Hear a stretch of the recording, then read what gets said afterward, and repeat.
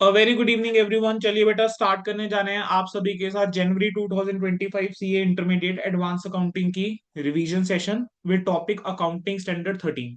बेटा accounting standard 13 को हम रिवाइज किस मैनर में करके चलेंगे? बेटा मैंने कुछ क्लास नोट्स लिखवा रखे हैं, तो जो हमारे रेगुलर स्टूडेंट्स हैं बच्चे वो क्लास नोट्स ओपन कर लेंगे। जो बाकी स्टूडेंट्स हैं जो हमसे नहीं पढ़े हुए, आपने जहां से भी AS13 पढ़ा है, जो भी नोट्स आपके पास है आप रेफर कर सकते हैं। ठीक है, बाकी अदरवाइज आपको समझ बेटा सारा आएगा। ठीक है, अकाउंटिंग स्टैंडर्ड 13 को बेटा पहले हम कवर करके चलेंगे। जो इसका बेयर टेक्स्ट है, बेस कंसेप्ट है, पहले वो पार्ट। फिर उसके बाद बेटा हम इसके प्रैक्टिकल एस्पेक्ट उठा के चलेंगे, जिसके अंदर मैं आपके साथ 4 से 5 अच्छे लेवल के क्वेश्चन जो है वो पिक करके चलूंगा।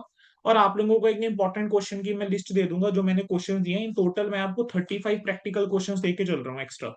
ठीक है, including study mat question 35 question. Out of this 35 मैं आप लोगों को टोटल ना 7 से 8 क्वेश्चन बता दूंगा। 4 क्वेश्चन हम क्लास में करेंगे, बाकी 7-8 क्वेश्चन मैं आपको बता दूंगा। ठीक है, तो वो आप एक बार गो थ्रू करके चल सकते हो। चलिए बेटा शुरू करते हैं। बेटा अकाउंटिंग स्टैंडर्ड 13 का नाम क्या है? Accounting for investment.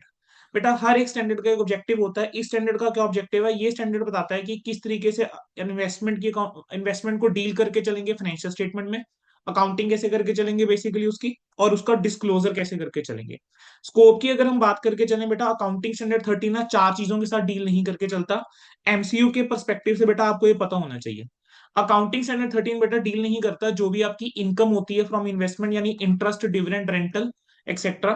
ठीक है, उसके साथ ये जो है डील करके नहीं चलेगा, क्योंकि वो AS9 में कवर होगा। अगर कोई भी ऑपरेटिंग या फाइनेंस लीज है वहां पर ये AS19 लगता है, तो AS13 उसके साथ डील नहीं करके चलेगा। बेटा जो आपके रिटायरमेंट बेनिफिट्स प्लान्स होते हैं या लाइफ इंश्योरेंस एंटरप्राइजेस की कुछ इन्वेस्टमेंट्स होती हैं, या रिटायरमेंट बेनिफिट्स प्लान से रिलेटेड जो इन्वेस्टमेंट्स होती हैं, उसके साथ भी ये वाला स्टैंडर्ड जो है वो डील नहीं करता। या वो AS15 में कवर होती है या वो IRDA रेगुलेशन से कवर होती है। बेटा देन हमारे कुछ एक म्यूचुअल फंड्स और वेंचर कैपिटल फंड्स होते हैं, या एसेट मैनेजमेंट कंपनीज होती हैं, बैंक्स हो गए, PFI हो गए, जो सेंट्रल या स्टेट गवर्नमेंट के अंदर फॉर्म्ड है, या जो कंपनीज एक्ट 2013 में डिक्लेयर्ड है, उसके ऊपर भी हम ये नहीं लगा के चलते। बेटा क्वेश्चन आता है सर इन्वेस्टमेंट का मतलब होता क्या है? तो पैराग्राफ नंबर 3.1 में बताया गया बेटा, इन्वेस्टमेंट वो एसेट्स होते हैं जो क्यों हेल्ड करेंगे किसी एंटरप्राइज ने? इनकम अर्न करने के लिए, डिविडेंड की फॉर्म में, इंटरेस्ट की फॉर्म में और रेंटल की फॉर्म में, या फिर कैपिटल एप्रिसिएशन के लिए, या अदर सिमिलर बेनिफिट्स के लिए। अदर सिमिलर बेनिफिट्स कहीं पर भी डिफाइंड नहीं है। अब यहाँ पर ये आता है कि एसेट हेल्ड है स्टॉक इन ट्रेड जो है बेटा वो इन्वेस्टमेंट नहीं होते। उन्होंने स्पेसिफिकली बोला हुआ है कि जो एसेट हेल्ड है स्टॉक इन ट्रेड है वो इन्वेस्टमेंट नहीं है। अब यहाँ पर जो है बेटा हुआ क्या कि हमने अकाउंटिंग स्टैंडर्ड 2 भी पढ़ा हुआ है। अकाउंटिंग स्टैंडर्ड 2 के अंदर भी हम जानते हैं कि वहां पर लिखा हुआ है कि जो भी स्टॉक्स होते हैं, यानी शेयर्स और debentures held as stock in trade होते हैं, ठीक है, वो आपका इन्वेंट्रीज के अंदर कवर नहीं होते। ठीक है, अब अकाउंटिंग स्टैंडर्ड 13 ने भी बोल दिया कि asset held as stock in trade जो है वो इन्वेस्टमेंट्स नहीं होती, तो AS13 भी उसको बाहर कर रहा था, AS2 भी उसको बाहर कर रहा था। तो बेटा यहाँ पर ना आपका ICAI का गाइडेंस नोट आया, और ICAI के गाइडेंस नोट ने ये बोल दिया कि भाई जो ये इन्वेस्टमेंट हेल्ड है स्टॉक इन ट्रेड होती है, यानी जो ये सिक्योरिटीज हेल्ड है स्टॉक इन ट्रेड है, उसको हम करंट इन्वेस्टमेंट की तरह डील करके चलेंगे, जैसे AS13 में करंट इन्वेस्टमेंट को करते हैं वैसे। ठीक है, अब अगला आता है बच्चे इन्वेस्टमेंट प्रॉपर्टी। इन्वेस्टमेंट प्रॉपर्टी जो होती है बेसिकली क्या होती है? जो आपकी बेटा लैंड या बिल्डिंग के अंदर इन्वेस्टमेंट होती है, which is not intended to be occupied for use और ऑपरेशंस। ठीक है, उसकी हम बात करके चलते हैं। बेसिकली आप कह सकते हो कोई भी ऐसी इन्वेस्टमेंट जो आपने किस लिए करी हो, ये नहीं कि आप उसको अपनी ऑपरेशंस के लिए यूज करो। आपने उसको इस पर्पस के लिए करा हुआ है कि आप उससे रेंटल इनकम अर्न करो, या कैपिटल एप्रिसिएशन के लिए, या सिमिलर बेनिफिट्स के लिए। और इसकी वैल्यूएशन कैसे करके चलते हैं? AS10 के अकॉर्डिंग हम इसको देख के चलते हैं। फॉर्म्स ऑफ इन्वेस्टमेंट की बात करके चले बेटा, तो 4 फॉर्म्स ऑफ इन्वेस्टमेंट है। ठीक है, पहला है बेस्ड ऑन फिजिकल फॉर्म, दूसरा तीसरा होल्डिंग पीरियड, चौथा marketability. Based on physical form tangible investment और इंटेंजिबल इन्वेस्टमेंट्स होती हैं। टेंजिबल इन्वेस्टमेंट्स का मतलब क्या हो गया? बेसिकली वो इन्वेस्टमेंट जिसको आप देख सकते हो, जैसे लैंड और बिल्डिंग के अंदर आपने कोई इन्वेस्टमेंट करी। इंटेंजिबल इन्वेस्टमेंट वो हो सकती है जो बिना किसी फिजिकल फॉर्म की होती है। इसके अंदर आप शेयर्स और डिबेंचर्स को कह सकते हो। ये यूजुअली सर्टिफिकेट की फॉर्म्स में हो सकती है। ठीक है, देन आपका बेस्ड ऑन नेचर आ गया। बेस्ड ऑन नेचर की हम बात करके चलें तो इसके अंदर क्या आ गया? मॉनेटरी अमाउंट रिसीवेबल है, या शेयर होल्डिंग या स्टेक है। मॉनेटरी अमाउंट रिसीवेबल का मतलब क्या हुआ कि यहाँ पर आपको क्या होता है कि यूजुअली ये जो आपकी इंटरेस्ट बेरिंग सिक्योरिटीज होती हैं, या जैसे सोजन गोल्ड बॉन्ड्स हो गए, डिबेंचर्स हो गए, वो यहाँ पर कवर हो जाते हैं। कि जहां पर आपको एक पता है कि मॉनेटरी अमाउंट जो है वो एक जो भी होल्डर है उसको मिलेगा। जैसे मान लेते हैं 10% डिबेंचर है, तो आपको पता है कि 10% इंटरेस्ट मिलेगा ही मिलेगा। दूसरा क्या होता है? शेयर होल्डिंग या स्टेक। इसके अंदर क्या होता है कि हिस्सेदारी होती है किसके अंदर? जो नेट एसेट्स होते हैं। जैसे आपने क्या करा, इक्विटी शेयर जो है वो ले रखे हैं किसी के। अगला आ गया बेस्ड ऑन मार्केटेबिलिटी। मार्केटेबिलिटी के बेस के ऊपर बेटा क्या है, एक्टिव मार्केट एग्जिस्ट, यानी ऐसी इन्वेस्टमेंट है जो जिसके लिए एक्टिव मार्केट है, यानी बायर और सेलर है, यानी जैसे शेयर्स हो गए बेटा लिस्टेड कंपनी के।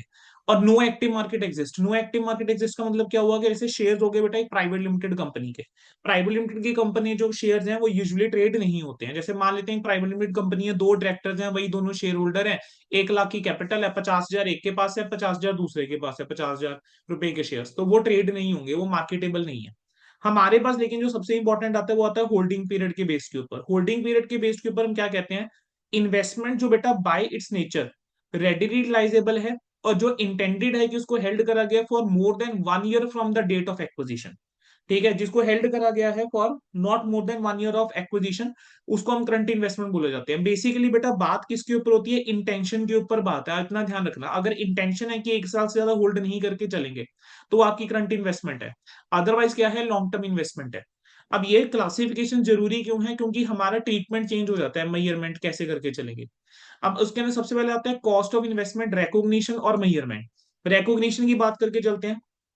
कह रहे हैं कि इनिशियली कोई भी इन्वेस्टमेंट हो, चाहे वो करंट है चाहे वो लॉन्ग टर्म है, वो कॉस्ट के ऊपर मेजर करी जाएगी, लेकिन सब्सीक्वेंट मेजरमेंट के अंदर डिपेंड करेगा क्लासिफिकेशन के ऊपर। अब यहाँ पर कॉस्ट ऑफ इन्वेस्टमेंट निकाली जैसे कैसे जाती है बेटा, देखो अगर तो है, देखो एक्वायर्ड इन्वेस्टमेंट, एक्वायर्ड इन्वेस्टमेंट जो आपने खरीदी है, तो जो भी आपने परचेज प्राइस पे करा होगा एक तो वो आ जाएगा, बेसिक कॉस्ट है, प्लस जैसे कुछ एक एक्विजिशन चार्जेस जो लगे होंगे वो आ जाएंगे, जैसे ब्रोकरेज हो गया, स्टैम्प ड्यूटी हो गया। दो एग्जांपल ले लेते हैं। आपने किसी कंपनी के शेयर्स लिए, अब आपने डीमेट अकाउंट के थ्रू बेटे आप शेयर्स लेकर चलते हो, ठीक है। तो मान लेते हैं कि आपने 5,000 शेयर लिए हैं किसी कंपनी के, जो 4,000 के ऊपर ट्रेड हो रहा था शेयर, और ब्रोकरेज है 1.25%। तो यहां पर अगर मैं कॉस्ट की बात करके चलूं तो मेरे को पर शेयर 5,000 शेयर हैं, तो एक शेयर के लिए मुझे 4,000 प्लस 1.25% ऑफ 4,000, बेसिकली इतना देना पड़ेगा अमाउंट। या मैं ऐसा बोलूं कि 5,000 इंटू 4,000, ये अमाउंट प्लस 2 करोड़ का 1.25% ये एक्स्ट्रा जाएगा। तो मेरे लिए जो कॉस्ट पड़ेगी वो क्या पड़ेगी, 2 करोड़ 2.5 लाख की पड़ेगी। अच्छा, अगला केस क्या आता है बेटा, अगर आपने इन्वेस्टमेंट एक्वायर करी है बाय कंसिडरेशन इन शेयर्स और अदर सिक्योरिटीज। मान लेते हैं आपने कोई इन्वेस्टमेंट एक्वायर करी है या पार्टली एक्वायर करी है, और बदले में क्या करा है, शेयर्स इशू करे हैं, कोई सिक्योरिटीज इशू करी। तो बेटा जो भी आपने सिक्योरिटीज इशू करी हैं उसकी जो फेयर वैल्यू होगी वो आपकी कॉस्ट बनेगी। अब जरूरी नहीं है कि फेयर वैल्यू जो है वो नॉमिनल वैल्यू के बराबर ही हो, ठीक है। इसके लिए भी हमने एक एग्जांपल लिया था, जैसे मान लेते हैं मनदीप लिमिटेड ने क्या करा है, एक्वायर करी है इन्वेस्टमेंट, इशू करके 20,000 shares, deemed fully paid up.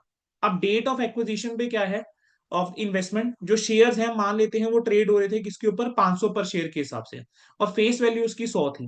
तो अब यहां पर अगर मैं देखूं मुझे कॉस्ट ऑफ इन्वेस्टमेंट कितनी, हमने क्या करा है, हमने टोटल कितने शेयर्स दे दिए बेटा, 20,000 हमने शेयर दे दिए। और हम कह रहे हैं कि वैसे इस शेयर की फेस वैल्यू 100 है, लेकिन आज की डेट में ये शेयर मार्केट में 500 का ट्रेड हो रहा है, तो इसकी जो फेयर वैल्यू आप कह सकते हो वो कितनी है, 500 है। तो यहां पर अगर मैं बात करूं तो मेरे को कॉस्ट ऑफ इन्वेस्टमेंट कितनी पड़ेगी, 1 करोड़ की, तो फेस वैल्यू मेरे लिए क्या हो जाएगी, इरेलीवेंट। अच्छा, अब कई बार क्या होता है कि आपने बेटा इन्वेस्टमेंट एक्वायर करी है लेकिन एक्सचेंज में करी है, आपने कोई एसेट दिया, ठीक है, और आपने इन्वेस्टमेंट एक्वायर कर ली। तो ऐसे केस के अंदर जो आपने एसेट गिव अप करा है उसकी फेयर वैल्यू, या जो आपने इन्वेस्टमेंट एक्वायर करी है, which ever is more clearly evident, जो ज्यादा क्लियरली एविडेंट है वो हम लेकर चलेंगे। बेटा इनको इग्नोर मत करके चलना, ये वाले पॉइंट्स को एमसीक्यू में पूछे जा सकते हैं, ठीक है।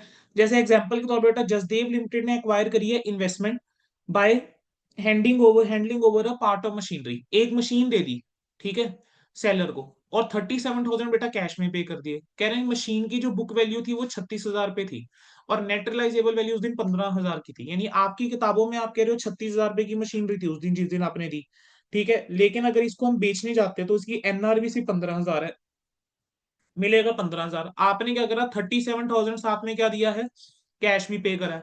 तो अब यहां पर अगर मुझे एक्विजिशन कॉस्ट देखनी है कि मेरे को इन्वेस्टमेंट कितने की पड़ी, तो देखो 37,000 तो कैश दिया है वो तो आएगा ही आएगा, प्लस यहां पर मैं 15,000 लेकर चलूंगा जो फेयर वैल्यू है उस एसेट की जो हमने दिया है। लेकिन अगर इस क्वेश्चन के अंदर मैं एक डाटा दे दूं, वो क्या डाटा दे दूं कि बदले में क्या हुआ है, कि जो इन्वेस्टमेंट हमने करी हुई है वो 1,000 शेयर्स के अंदर है ऑफ अनदर कंपनी, जो कोट हो रहे हैं 49.80 के ऊपर। अब यहां पर अगर आप देखो तो मेरे पास दो वैल्यूज अवेलेबल हो गई, एक है जो हमने एसेट गिव अप करा उसकी, दूसरा जो एसेट हमने लिया है एक्वायर करा है इन्वेस्टमेंट उसकी वैल्यू। ठीक है, अब यहाँ पे ज्यादा क्लियरली एविडेंट कौन सा है? ज्यादा क्लियरली एविडेंट जो है बेटा दैट इज 49.80। तो 49,800 जो है वो आपकी एक्विजिशन कॉस्ट आ जाएगी। ठीक है, अब अगला आता है बेटा इन्वेस्टमेंट कैन बी एक्वायर्ड। कैसे इन्वेस्टमेंट एक्वायर्ड करी जा सकती है? पेमेंट करके, कैश या क्रेडिट के अंदर, शेयर्स या इशू करके, अंदर सिक्योरिटीज इशू करके, बाय एक्सचेंज ऑफ एसेट। अगर आपने कोई पेमेंट कर रहे हो तो सीधी सी बात है, जो भी अमाउंट पेड या पेबल है, basically purchase price plus acquisition charges. अगर आपने शेयर्स इशू करे हैं, अदर सिक्योरिटीज इशू करी हैं, तो बेटा fair value of the share या सिक्योरिटीज। और अगर एक्सचेंज करा है तो fair value of asset given up और acquired investment acquired whichever is more clearly evident. ठीक है, अब फेयर वैल्यू की बात करके चलें तो फेयर वैल्यू क्या होता है? बेटा ये वो अमाउंट होता है जिसके अंदर किसी एसेट को एक्सचेंज करा जा सकता है दो नॉलेजेबल लोगों में। यानी एक नॉलेजेबल बायर है और एक नॉलेजेबल बिलिंग सेलर है, और वो आर्म लेंथ प्राइस के ऊपर, यानी विदाउट एनी मैन्युपुलेशन जो है। ठीक है, वो क्या करके चल रहे हैं, आप कह सकते हो कि ट्रेड करके चल रहे हैं, कि दो नॉलेजेबल लोग, दो अननोन लोग। ठीक है, अब कह रहे हैं एप्रोप्रिएट सर्कमस्टांसिस के अंदर हम जो है मार्केट वैल्यू को या फिर एनआरवी को भी हम फेयर वैल्यू जो है वो मान सकते हैं। अब मार्केट वैल्यू जो होती है बेटा वो अमाउंट होती है कि अगर आप किसी एसेट को, ठीक है, या इन्वेस्टमेंट को सेम मार्केट में जाके बेचोगे। अब मार्केट में अगर आप उसको बेचोगे, उसको बेचने के बाद जो भी आपके एक्सपेंसेस होंगे, बेचने के लिए कुछ एक्सपेंसेस होंगे, तो जो नेट ऑफ एक्सपेंसेस आपके रहेंगे, ठीक है, वो माइनस करने के बाद नेट ऑफ एक्सपेंसेस जो भी सेल वैल्यू है, वो आपकी क्या आ जाएगी? मार्केट वैल्यू आ जाएगी। चलिए बेटा, अगला आता है इनकम फ्रॉम इन्वेस्टमेंट। अब इनकम फ्रॉम इन्वेस्टमेंट की बात करके चले बेटा, यहाँ पे दो चीजें। जैसे बेटा आपका यहाँ पर क्या होता है, एक हो सकती है प्री एक्विजिशन इनकम, एक होती है post acquisition income. Pre acquisition income कौन सी होती है? प्री एक्विजिशन इनकम बेसिकली वो इनकम होती है जो अर्नड और एक्रू तो हो गई है प्री एक्विजिशन पीरियड में, और पोस्ट एक्विजिशन वो है जो अर्नड और एक्रू आफ्टर एक्विजिशन हो रही है, यानी आपने एक्वायर कर लिया उसके बाद वो अर्न या एक्रू हो रही है। ठीक है, अब प्री एक्विजिशन इनकम जो होता है वो इन्वेस्टर को मिलती है एक्विजिशन के बाद, और पोस्ट वाली भी एक्विजिशन के बाद ही मिलेगी। अब प्री एक्विजिशन जो इनकम होती है बेसिकली बेटा वो क्या होती है? वो कॉस्ट ऑफ इन्वेस्टमेंट का हिस्सा माना जाता है, कि कॉस्ट ऑफ इन्वेस्टमेंट में प्री एक्विजिशन इनकम इंक्लूड होगी। आप प्री एक्विजिशन इनकम को आप ऐसे कह सकते हो, it is a kind of recovery of cost. तो इसको हम बेटा कॉस्ट ऑफ इन्वेस्टमेंट में से क्या करके चलते हैं? माइनस करके चलते हैं। ठीक है, और बेटा जो आपकी पोस्ट एक्विजिशन इनकम होती है उसको हम पी एंड एल में लेके जाते हैं। अब इस चीज को समझाने के लिए हमने यहाँ पर बेटा एक एग्जांपल लिया था, अगर आपको थोड़ा सा ध्यान में हो। ठीक है, जैसे मान लेते हैं कि बेटा ए लिमिटेड ने 12% डिबेंचर परचेज करे सी एच लिमिटेड में 9 लाख रुपए के। डिबेंचर की वैसे फेस वैल्यू 8 लाख है। इंटरेस्ट जो है वो 30 जून और 31 दिसंबर को ड्यू होता है। ठीक है, अब कह रहे हैं कॉस्ट ऑफ एक्विजिशन क्या होगी? अब बेटा जरा ध्यान देना, मैं कह रहा हूं कि पिछला इंटरेस्ट जो है वो मिला होगा 31 दिसंबर 2021 को। 1 अप्रैल को हम क्या कर रहे हैं? डिबेंचर जो है ए लिमिटेड ने बाय करे हैं। अब इस अगला इंटरेस्ट जो मिलना है वो मिलेगा 30 जून को। तो बेटा सिंपल सी बात है कि अगर इस दिन आप जो है किसी को डिबेंचर बेचोगे, ठीक है, तो आप उसको क्या कहोगे? उससे जो आप पैसा ले रहे हो, आप उसे इंटरेस्ट भी रिकवर करोगे। कितने महीने का? 3 महीने का। वाई? बिकॉज ये 3 महीने का इंटरेस्ट जो है वो आपका बनता है।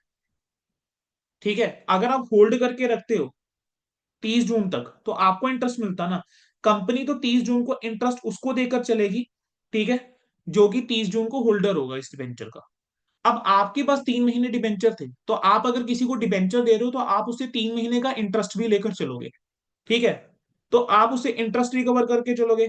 अब अगर तो मेंशन्ड है, अच्छी बात है। अगर नहीं मेंशन तो मैं मान के यहाँ पे चल रहा हूँ कि भाई इसके अंदर क्या है? इंटरेस्ट इंक्लूडेड है, क्योंकि इस वाले क्वेश्चन में कुछ मेरे को दे नहीं रखा। तो यहां पर मैंने मान लिया कि इसके अंदर इंटरेस्ट इंक्लूडेड है। क्योंकि अगर आप मैं एज अ रैशनल पर्सन सोचो ना, कि आप क्या उसे इंटरेस्ट रिकवर नहीं करोगे? 3 महीने का करोगे आप इंटरेस्ट रिकवर। तो आप उसको मान के चलोगे कि 9 लाख के अंदर 24,000 रुपए का इंटरेस्ट है। 24,000 कैसे आया? फेस वैल्यू के ऊपर इंटरेस्ट निकलता है, 8 लाख के ऊपर 12% और 3 महीने का, तो 24,000 का बेटा इंटरेस्ट। ठीक है, आपका कॉस्ट ऑफ एक्विजिशन कितनी आ गई? 8,76,000 आपकी कॉस्ट ऑफ एक्विजिशन आ जाएगी।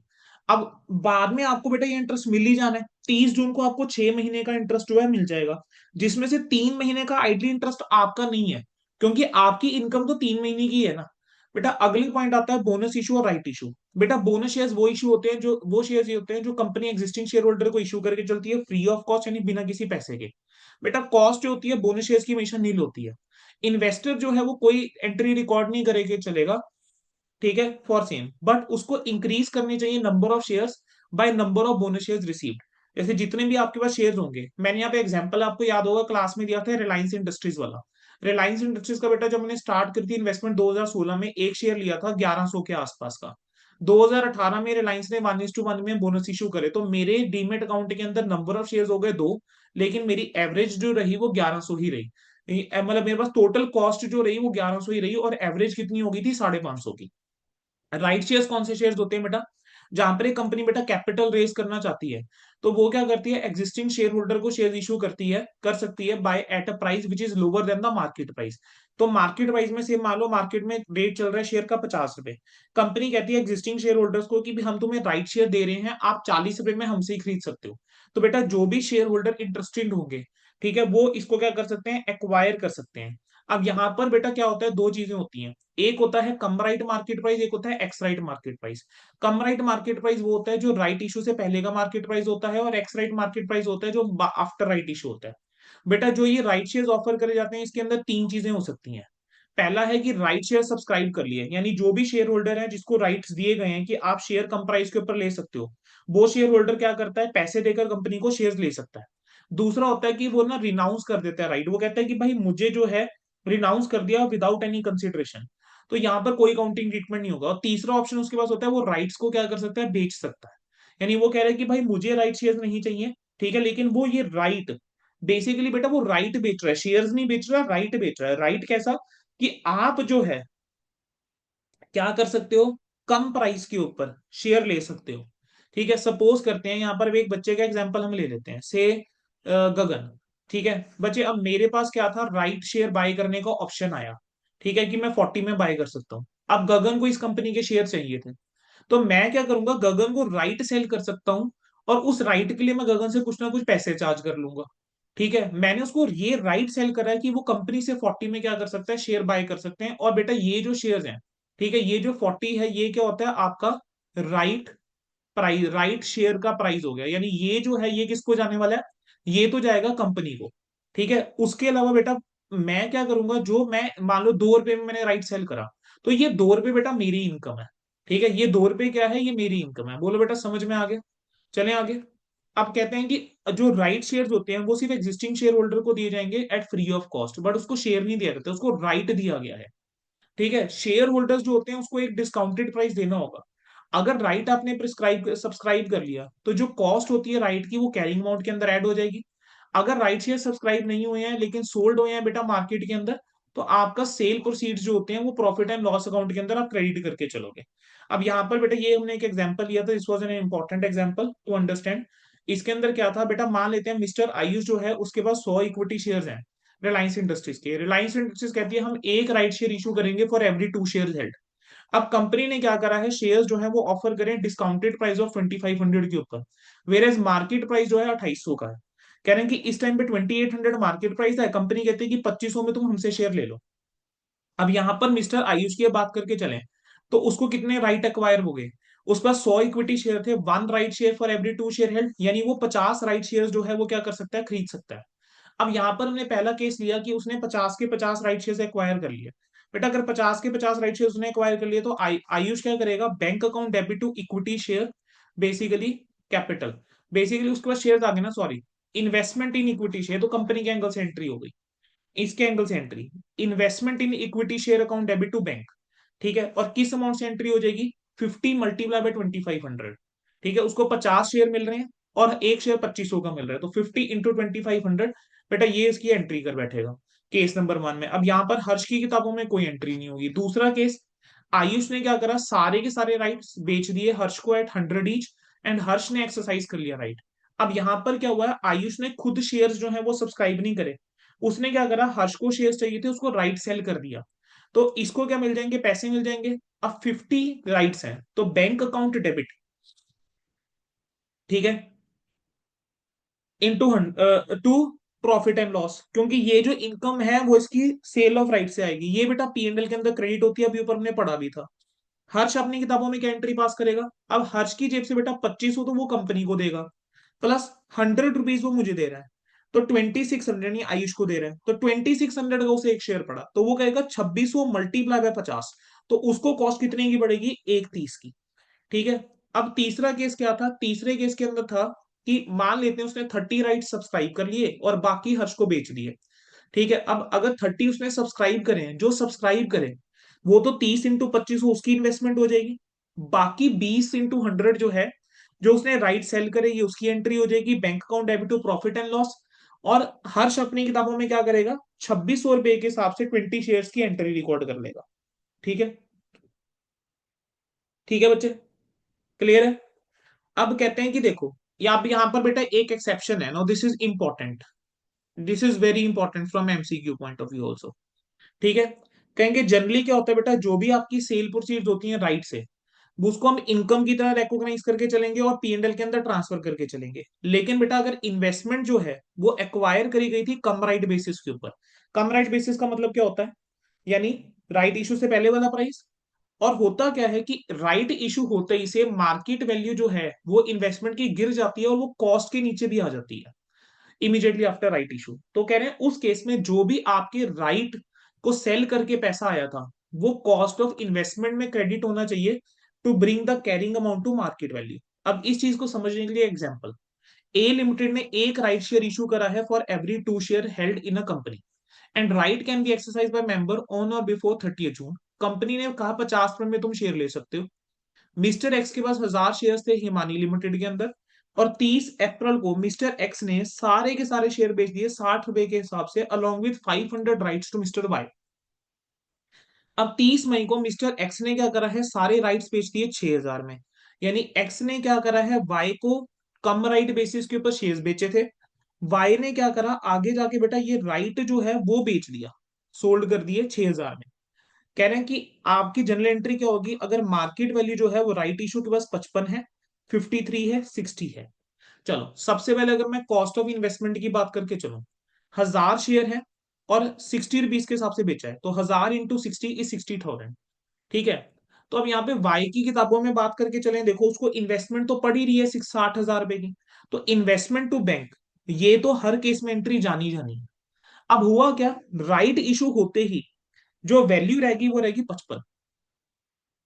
ठीक है, तो 55,000 की वैल्यू हो गई, 53,000 की वैल्यू हो गई और 60,000 की वैल्यू हो गई।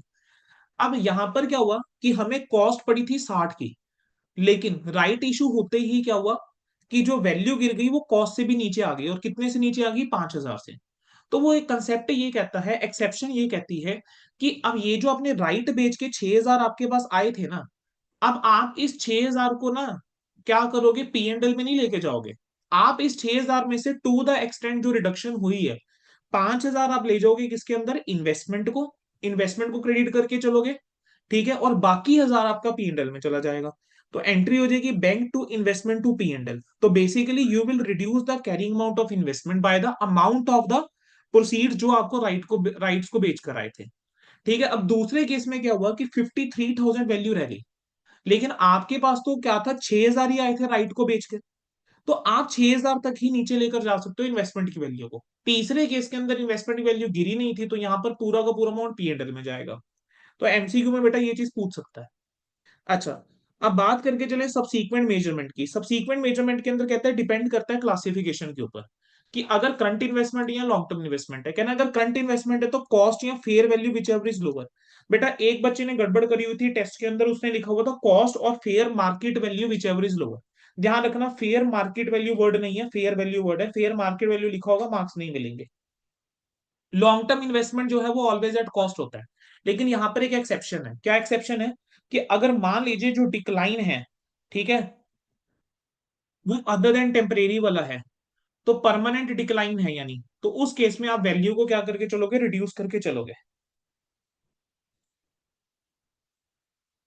चले आगे। अब इलुस्ट्रेशन अगर नेक्स्ट की हम बात करके चलें बेटा, जैसे मान लेते हैं कि एक कंपनी है, ठीक है, उसकी ये इन्वेस्टमेंट दे रखी है 31 मार्च को। अब यहां पर मैंने आपको ना दो चीजें सिखानी है, एक है स्क्रिप्ट वाइज और एक है ग्रुप वाइज। पास्ट में बेटा एक बार ऐसा क्वेश्चन आया हुआ है, ठीक है, पार्ट ए के अंदर ये कवर्ड होगा, बेयर टैक्स वाले बेसिस अकाउंटिंग स्टैंडर्ड में क्वेश्चन आपको मिल जाएगा। Equity shares A B C D E F, ठीक है, कॉस्ट दे रखी है, मार्केट प्राइस दे रखी है। अब market price can be taken as fair value, ये हम ऊपर पढ़ चुके हैं, ठीक है, इसको माना जा सकता है। सिमिलरली म्यूचुअल फंड और पीएसयू बॉन्ड्स का गिवन है। कह रहे हैं आपको वैल्यू निकालनी है इन्वेस्टमेंट की, अगर कैटेगरी वाइज देख रहे हो, अगर स्क्रिप्ट वाइज देख रहे हो, बेटा कैटेगरी वाइज अगर देखूं तो मेरे पास तीन कैटेगरीज हो गई। पहली कैटेगरी मेरे पास इक्विटी शेयर्स है, दूसरी कैटेगरी मेरे पास म्यूचुअल फंड है, तीसरी कैटेगरी मेरे पास पीएसयू बॉन्ड्स है। बेटा अब इन्वेस्टमेंट के, अब यहाँ पर हम सब्सीक्वेंट मेजरमेंट देख के चल रहे हैं, पहले ध्यान रखना। अब आप सब्सीक्वेंटली देख के चल रहे हो। अगर मैं सब्सीक्वेंटली देख के चलता हूं तो अगर वो करंट इन्वेस्टमेंट है, तो करंट इन्वेस्टमेंट के केस में तो कॉस्ट और fair value which ever is lower की बात होगी। लेकिन अगर वो लॉन्ग टर्म इन्वेस्टमेंट है, तो उस केस में मुझे सिर्फ कॉस्ट देख के चलनी है, मुझे फेयर वैल्यू से मतलब नहीं। इक्विटी शेयर जो होते हैं यूजुअली क्या होते हैं, करंट इन्वेस्टमेंट्स होते हैं। ठीक है, equity share are usually current investments. Same तो यहां पर मैं कॉस्ट और market price whichever is lower लूंगा, मैं इसका टोटल करूंगा, इसका टोटल करूंगा, दोनों में से जो लोअर आएगा वो मेरा आ जाएगा। लेकिन अगर मैं बात करके चलूं बेटा पीएसयू बॉन्ड्स की, पीएसयू बॉन्ड्स होते हैं public sector undertaking bonds, basically government के बॉन्ड्स है। और गवर्नमेंट के बॉन्ड्स के अंदर बेटा क्या होता है, लॉक इन पीरियड होता है। आप उसको क्या होता है, जैसे मान लो मैंने स्वर्जन गोल्ड बॉन्ड में इन्वेस्ट करा हुआ है, तो बेटा मेरे एक ना लॉक इन पीरियड है, इसका 8 ईयर्स का टोटल पीरियड होता है, 8 ईयर्स बाद रिडीम होते हैं। लेकिन मैं चाहूं तो 5 ईयर्स बाद रिडीम कर सकता हूँ, लेकिन 5 साल से पहले तो फिर भी रिडीम नहीं कर सकता। ठीक है, तो अब मेरे को पता है मेरे को ये कम से कम 5 ईयर्स होल्ड करने ही पड़ेंगे, या 3 ईयर्स है बेटा, 3 ईयर्स होल्ड करना ही पड़ेगा। ठीक है, अब मेरे को वहां पे लॉक इन हो गया ना, तो ये तो इन्वेस्टमेंट लॉन्ग टर्म ही होगी। म्यूचुअल फंड जो होते हैं आप उसको करंट इन्वेस्टमेंट में कैटेगराइज कर सकते हो।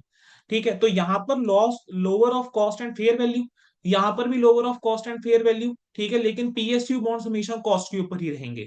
तो यहाँ पर मैं सिर्फ कॉस्ट लेके चलूंगा। मैंने क्या करा, कैटेगरी वाइज टोटल करना है और कंपैरिजन करना है। लेकिन जब हम स्क्रिप्ट वाइज आ जाएंगे, तो equity shares in A limited ये अपने आप में एक स्क्रिप्ट है, बी अपने आप में एक स्क्रिप्ट है, डी अपने आप में एक स्क्रिप्ट है, म्यूचुअल फंड एमएफ 1 अपने आप में एक स्क्रिप्ट है, बॉन्ड्स अपने आप में डिफरेंट स्क्रिप्ट है। तो यहां पर अब आपको इंडिविजुअल बेस पे देखना पड़ेगा कॉस्ट या fair value which ever is lower, और फिर आपने उसका टोटल करना है, तो ये आपके पास वैल्यू आएगी। अब करंट इन्वेस्टमेंट की बात करके चलें तो बेटा करंट इन्वेस्टमेंट की कैरिंग अमाउंट जो होगी वो लोअर ऑफ कॉस्ट और फेयर वैल्यू होगी। अगर एक्टिव मार्केट एग्जिस्ट करती है तो मार्केट वैल्यू बेस्ट एविडेंस है, और शेयर्स और म्यूचुअल फंड्स में एक्टिव मार्केट होती है, तो वहां पर आप मार्केट वैल्यू जो है वो आप लेकर चल सकते थे। ठीक है, अब एंटरप्राइज जो है बेटा वो वैल्यू कर सकती है करंट इन्वेस्टमेंट को कैटेगरी वाइज भी कह रहे हैं, लेकिन प्रूडेंट और अप्रोप्रिएट क्या है कि आप इंडिविजुअली वैल्यू करके चलो। और अगर मान लो फेयर वैल्यू के अंदर कोई रिडक्शन हुई है, तो बेटा ऐसे केस के अंदर वो क्या कहता है, अगर फेयर वैल्यू के अंदर कोई रिडक्शन हुई है तो आप पी एंड एल के अंदर उसको डेबिट करके चलोगे। अगर मान लो बाद में फेयर वैल्यू बढ़ जाती है तो कहते हैं फिर रिवर्स कर देना इस चीज को। लॉन्ग टर्म इन्वेस्टमेंट जो होती है बेटा वो यूजुअली कॉस्ट के ऊपर कैरी करके चलोगे। लेकिन अगर डिक्लाइन अदर देन टेम्परेरी वाला है, तो कह रहे हैं इसको आप इस डिक्लाइन को फिर आपको रिकॉग्नाइज करके चलना पड़ेगा। कहेंगे जो अब आपके इंडिकेटर्स होते हैं, ठीक है, कि डिक्लाइन अदर देन टेम्परेरी वाला हो सकता है। बेसिकली बच्चे होता क्या है कि जैसे इन्वेस्टमेंट्स की जो वैल्यू है, आप भी जानते हैं बेटा शेयर मार्केट जो होती है वो बहुत सारे फैक्टर्स के साथ इफेक्ट होती है। ठीक है, अब मार्केट वैल्यू में रेफरेंस होता है। अब यहां कह रहे हैं जो इंडिकेटर्स हैं of value of an investment की कैसे ऑब्टेन्ड होगी, उसकी मार्केट वैल्यू क्या है, इन्वेस्टी के एसेट्स, इन्वेस्ट आप इन्वेस्टर हो, जिस कंपनी के शेयर्स लेते हैं वो इन्वेस्टी है, उसके एसेट्स, उसके रिजल्ट्स क्या रहे, उसका एक्सपेक्टेड कैश फ्लो क्या है। ठीक है, टाइप और एक्सटेंट ऑफ इन्वेस्टर स्टेक है क्या उसके अंदर, रिस्ट्रिक्शंस क्या हैं अगर हम डिस्ट्रीब्यूशन करना चाहते हैं इन्वेस्टी, या डिस्पोजल करना चाहता हूं अगर मैं शेयर्स को या इन्वेस्टमेंट को, तो उसके अंदर क्या रिस्ट्रिक्शंस है। तो ये सारे के सारे फैक्टर बेटा इनटू प्ले आते हैं। लॉन्ग टर्म इन्वेस्टमेंट जो होती है बेटा उसको इंडिविजुअल बेसिस पे करना चाहिए आपको। ठीक है, डिटर्मिन वैल्यू। कहेंगे जहां पर डिक्लाइन अदर देन टेम्परेरी वाला है, तो वहां पर आपको रिडक्शन को पीएनएल में चार्ज करना चाहिए। और अगर बाद में इन्वेस्टमेंट की वैल्यू बढ़ जाती है तो आपको रिवर्स कर देना चाहिए। देन बेटा अगला आता है इन्वेस्टमेंट प्रॉपर्टी। बेटा AS10 के अंदर हम पढ़ते हैं कॉस्ट मॉडल और इवेल्युएशन मॉडल।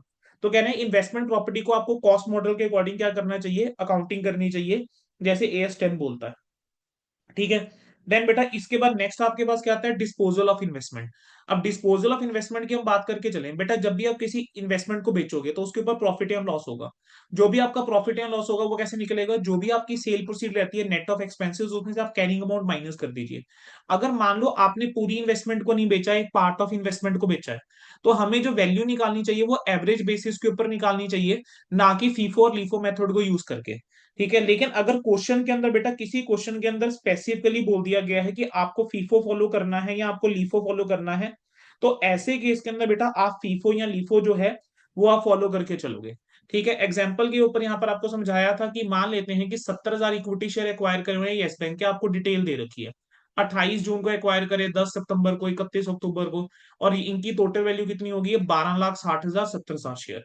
अब मान लेते हैं कि 25,000 शेयर येस बैंक के 15 मई को बेचे। ठीक है, अब 97 के हिसाब से, अब यहां पर अगर मेरे को वैल्यू निकालनी है मैं फीफो नहीं लगाऊंगा। 25,000 बेचे हैं तो मैं तो ये भी कह सकता था इसमें से बेचे, लेकिन ऐसा नहीं करना। मैंने, मेरे पास आज की डेट में 12,60,000 रुपए के शेयर हैं और टोटल शेयर 70,000 है। तो मैं कहूंगा कि भाई 25,000 शेयर की वैल्यू कितनी, ये जो 25,000 शेयर की वैल्यू आएगी this will be the carrying amount, इसको बोलते हैं एवरेज बेसिस। और दूसरा मैं इसका कंपैरिजन किसे करूंगा, 25,000 इंटू 17 से। तो सेल प्रोसीड 25,000 इंटू 17, आपने एवरेज कॉस्ट निकाली इस तरीके से, वो आई 4.5 लाख। तो ये जो आया आपका 25,000 रुपए का लॉस आया। अगर आप अदरवाइज देखोगे आपको ऐसा लगेगा ये तो भाई गेन है, क्योंकि यहां पर आपका 10 रुपीज पर शेयर पड़ा। अब 25,000 शेयर आपने किसमें में बेचे, 7 रुपए के हिसाब से, तो आप तो ये कहोगे भी 7 रुपीज पर शेयर का गेन है। 25,000 इंटू 7 हो गया 1,75। आप कह रहे हो गेन, लेकिन एक्चुअल में क्या है, लॉस है। ठीक है, बाकी रिमेनिंग इन्वेस्टमेंट की वैल्यू निकालने का भी तरीका बेटा ये।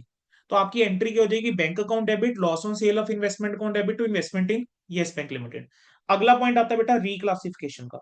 अब रिक्लासिफिकेशन की बात करके चलें बेटा, देखो अगर लॉन्ग टर्म से करंट इन्वेस्टमेंट में रिक्लासिफिकेशन करी है तो ट्रांसफर किस पे ऊपर करा जाएगा, are made at lower of cost and carrying amount at the date of transfer. अब बेटा ये वाला क्वेश्चन ना एक्सपेक्टेड है पेपर में। मैं आपको बता रहा हूँ कि पेपर में चांसेस हैं कि इस टाइप का क्वेश्चन बन सकता है। आपको 4 इन्वेस्टमेंट देगा, एक कहेगा लॉन्ग से करंट में क्लासीफाई करिए, दूसरी कहेगा करंट से लॉन्ग में क्लासीफाई करिए। तो दो दो केस इस तरीके के दे देगा। तो वहां पर बेटा आपको ना, अगर पैराग्राफ नंबर याद रख सकते हो रख लेना।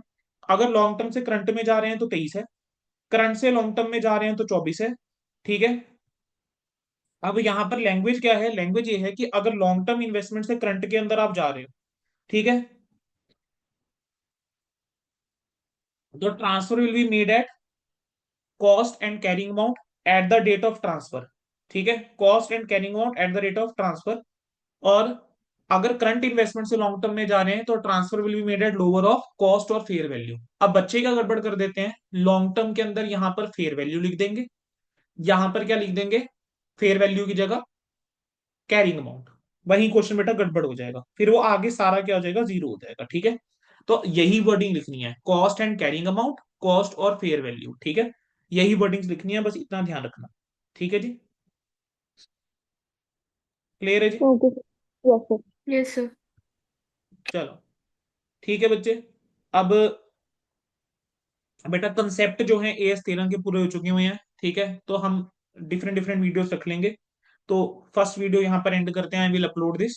अब अगली वीडियो के अंदर बेटा मैं ना आपको प्रैक्टिकल एस्पेक्ट्स करवाऊंगा और प्रैक्टिकल क्वेश्चन करेंगे। ठीक है, या ऐसा करते हैं, चलो इन दिस वीडियो इटसेल्फ मैं आपको ना प्रैक्टिकल एस्पेक्ट्स भी कवर करवा देता हूँ। चलो बेटा प्रैक्टिकल एस्पेक्ट्स के ऊपर आ जाओ थोड़ा सा। ठीक है, देखो बेटा इन्वेस्टमेंट जो है ना वो दो दो तरीके की हो सकती है।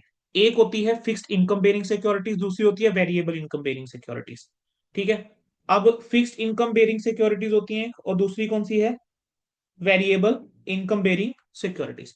फिक्स्ड इनकम बेरिंग सिक्योरिटी सीधी सी बात है, वहां पर आपको एक फिक्स्ड इनकम आनी है।